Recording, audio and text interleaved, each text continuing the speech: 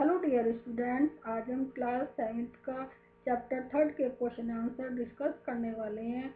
Chapter 1 and 2 के question answer हम discuss कर चुके हैं। यदि आपने नहीं किया है तो आप लिंक डिस्क्रिप्शन में देख सकते हैं। चलिए स्टार्ट करते हैं। चैप्टर 3 की exercise. Question number 1 is you must be familiar with the following nursery rhymes. Nursery class में आप ये पोयम पढ़ चुके हैं, उसके ऊपर ही ये क्वेश्चन हमें दिए गए हैं। Baa baa black sheep, have you any wool? Mary had a little lamb whose fleece was white as snow. Question दिया गया है, इन्हीं से पोयम से रिलेटेड ये क्वेश्चन दिए गए हैं। Which part of the black sheep have wool? जो ब्लैक शीप है उसके कौन से पार्ट पर वूल होती है?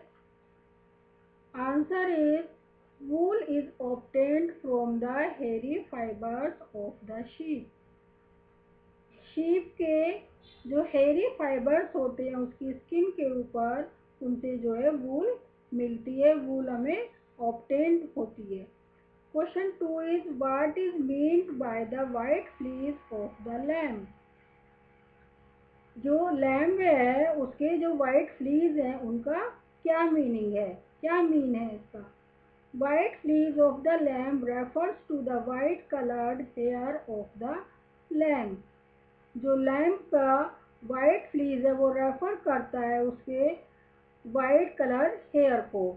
यानी जो लैम्ब होता है, लैम्ब क्या होता है? लैम्ब यंग शीप होती है और उसके जो ऊपर वाइट कलर के हेयर हैं उन्हीं को वाइट फ्लीज बोलते हैं। Question number 2 is the silk worm is a caterpillar a larva, choose the correct option. Silk worm जो है कैटरपिलर है या लार्वा है, ये आपको इनमें से ऑप्शन चूज करना है। ए यानी ए सिल्क वॉर्म कैटरपिलर है, बी सिल्क वॉर्म लार्वा है। Both A and B. जो सिल्क वॉर्म है वो कैटरपिलर भी है और लार्वा भी है। नाइदर ए और नॉर बी, यानी ए भी नहीं है और बी भी नहीं है। लेकिन सिल्क वॉर्म कैटरपिलर भी होता है और लार्वा भी होता है, तो इसमें answer is both A and B. Third question is which of the following does not yield wool? Wool जो है इनमें जो दिए गए हैं ऑप्शंस, इनमें किससे मिलती है वूल? याक, कैमिल, गोट, वूली डॉग। ये हमने बेटा चैप्टर में भी डिस्कस किया था कि वूल जो है किससे मिलती है? याक से भी मिलती है, कैमल से, गोट से। लेकिन जो वूली डॉग होते हैं उनसे हमें वूल नहीं मिलती है, तो answer is woolly dog. Question 4 is what is meant by the following terms? ये टर्म्स दी गई हैं हमें, रियरिंग, शेयरिंग, सेरिकल्चर, इनका क्या मीनिंग है? Answer is rearing the process of keeping, feeding, breeding and medical care of useful animals is called rearing of animals. Rearing जो होता है वो एनिमल्स की देखभाल करना, फीडिंग करना यानी उसको खिलाना पिलाना, ब्रीडिंग होता है ताकि न्यू बेबी का जन्म हो सके, and medical care of useful animals is called rearing of animals. और उसकी मेडिकल केयर करना, तो ये सब जो केयर है, प्रोसेस है पूरा, ये कहलाता है हमारा rearing. These animals produce one of or more useful products for human beings। और ये जो एनिमल्स हैं ये हमारे लिए क्या प्रोड्यूस करते हैं? ये हमारे लिए यूजफुल प्रोडक्ट प्रोड्यूस करते हैं, जो हमारे लिए प्रोडक्ट यूजफुल होते हैं। ये लेयर के साथ अलग किया जाता है, ये प्रोसेस कहलाता है हमारा sharing. Third is sericulture. The rearing of silk worm for obtaining silk is called sericulture. Silk worm से सिल्क प्राप्त करने के लिए सेरिकल्चर किया जाता है, यानी सिल्क वॉर्म से हम जब सिल्क प्राप्त करते हैं तो इस प्रोसेस को sericulture. Question number 5 is given below a sequence of steps in the processing of wool. Which are the missing steps at them? वूल प्राप्त करने के लिए हमें कुछ स्टेप्स दिए गए हैं। इस स्टेप्स में से कुछ मिसिंग स्टेप्स हैं, इन्हें हमें फिल करना है। आंसर इज फर्स्ट स्टेप है शेयरिंग। शेयरिंग होता है, शेयरिंग में जो वूल होती है शीप की, उसको उतारा जाता है उसकी स्किन पर से। और सेकंड स्टेप होता है स्कोरिंग। स्कोरिंग जो होता है शीप के बालों को वॉश किया जाता है, क्लीन किया जाता है, जिससे उनकी गंदगी निकल जाए। थर्ड स्टेप है शॉर्टिंग। शॉर्टिंग स्टेप में जो वूल की क्वालिटी के अकॉर्डिंग जो है वूल को अलग अलग किया जाता है। पिकिंग ऑफ बर्ड्स, जो फोर्थ स्टेप है पिकिंग ऑफ बर्ड्स। इस स्टेप में जो वूल के अंदर कुछ गंदगी आ जाती है, कुछ बर्ड्स वगैरह होते हैं उसके अंदर, कुछ कीट होते हैं, उनको अलग किया जाता है। फोर्थ स्टेप है डाइंग ऑफ फाइबर्स। इसके बाद फाइबर्स को अलग अलग कलर में डाई किया जाता है।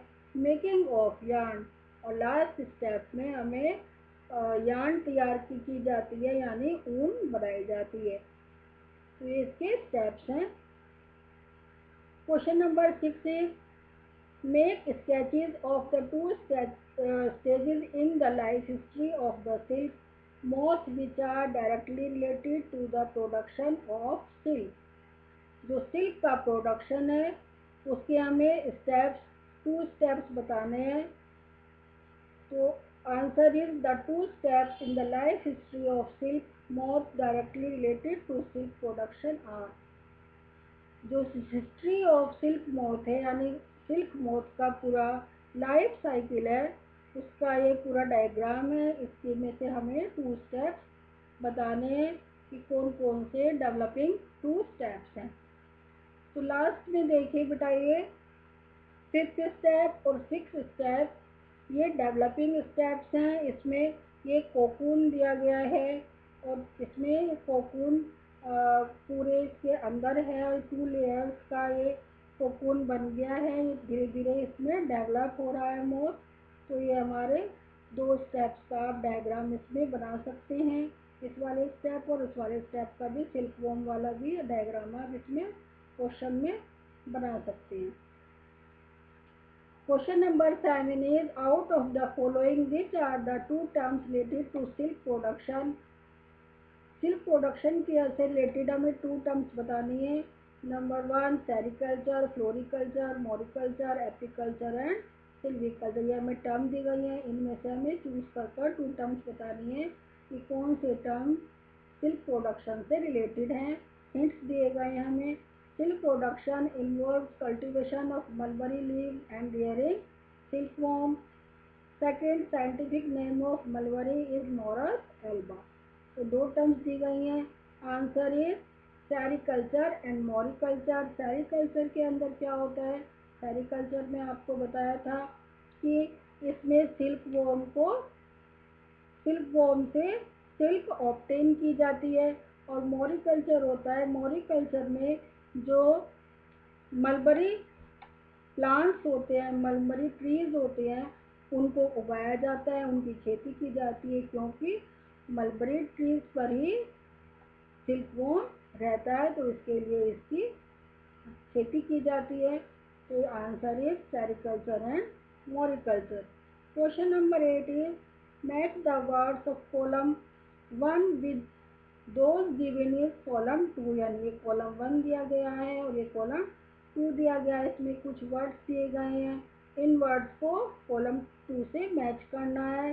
Number 1 is orange, mulberry leave, जिया, कोकून।